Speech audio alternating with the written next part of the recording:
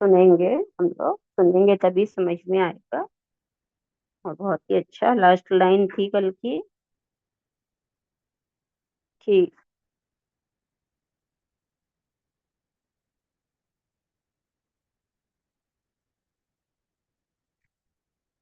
त्याग ही तुम्हें वर्तमान क्षण में जीने की क्षमता प्रदान करता।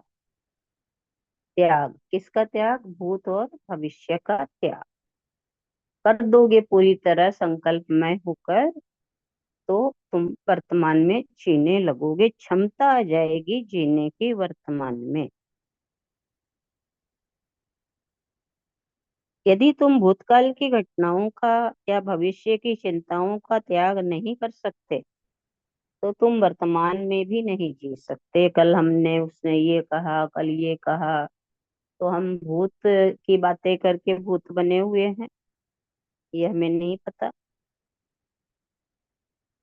लेकिन लेसन हमें बतला रहा। लोग तो त्याग मजबूरी में करते हैं, क्रोध में, हताशा में तुम चीजों को फेंक कर कहते हो बहुत हो गया, बस जाने दो, मैं इसका त्याग करता हूँ, मैं इस चीज को छोड़ता हूँ आदि। ये तो त्याग नहीं हुआ, ये तो चीजों को पकड़ना ही हुआ। मन से तो छोड़ा ही नहीं ना, हाथ से ही तो फेंका है।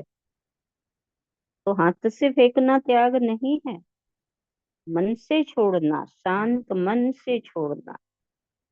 जैसे सुना ना, पारसमणि छोड़ दी संत ने मन से, क्योंकि जान गए वास्तव में है क्या, धन क्या है। उसी तरह हमें कह रहे हैं, आगे हमें बतला रहे हैं, ज्ञान से, प्रज्ञा से त्याग का फल आता है। यूं भी कह सकते हैं, त्याग फलित होता है। इससे, ज्ञान से, जब ज्ञान आ जाता है। प्राय तुम सोचते हो कि फला फला कार्य पूर्ण करने के बाद मैं विश्राम में चला जाऊंगा, इन सब को पहले कर लूं, तब इनसे मुक्त हो जाऊंगा। परंतु तुमने देखा होगा कि साधारणतः ऐसा नहीं हो पाता।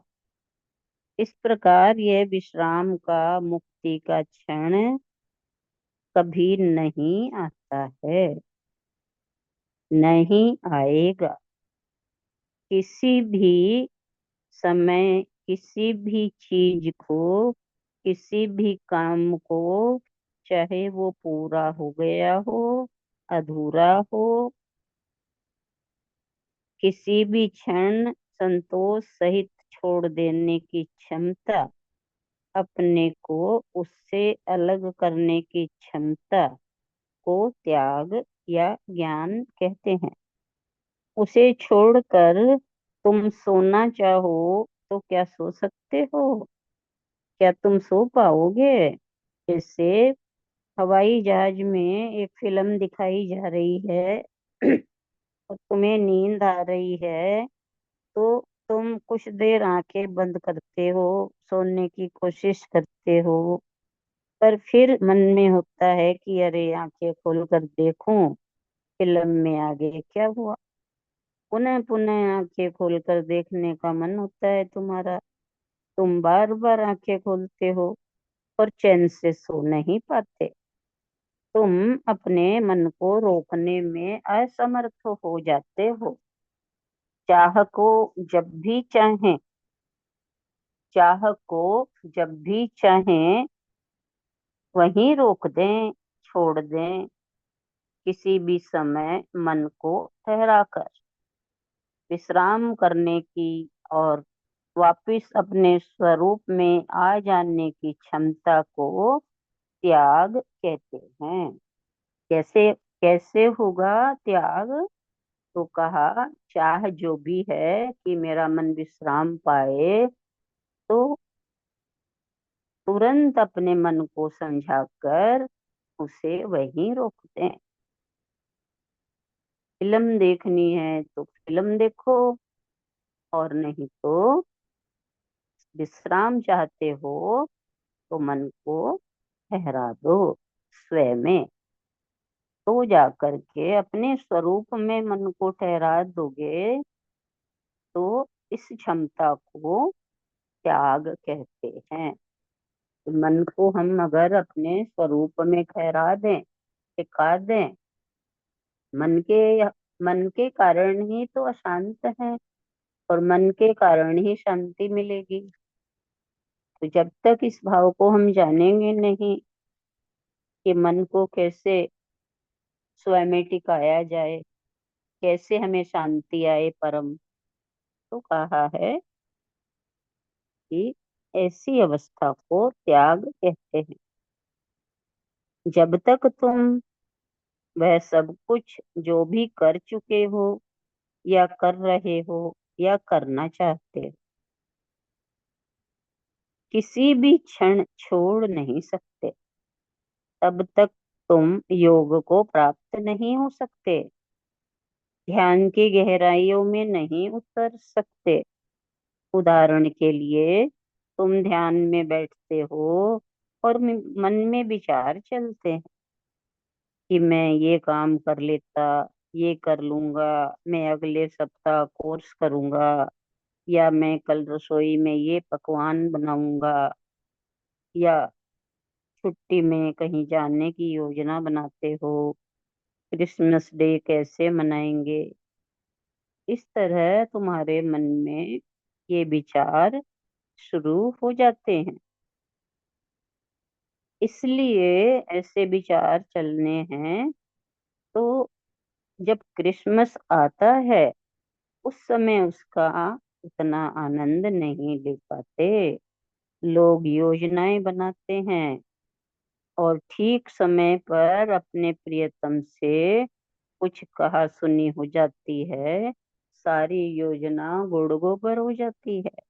होता है कि नहीं? होता है। तुम देखते हो कि जब तुम ध्यान में बैठते हो, ये लास्ट पेज है इसका, लेसन का पूरा कर देते हैं। तुम ध्यान में बैठते हो, अनेक विचार मन में उठते हैं। मैंने ये किया, मैंने वो किया, ऐसा करूंगा, वैसा करना चाहिए आदि। ऐसे भूतकाल भविष्य काल से संबंधित विचारों को छोड़ दो, इनसे बाहर निकलो। यदि तुम इन्हीं विचारों में अटके रहोगे तो तुम कभी भी ध्यान नहीं कर पाओगे।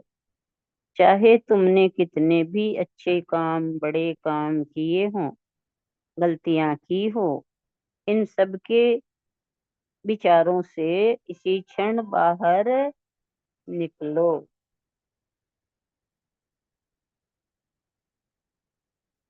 1 मिनट।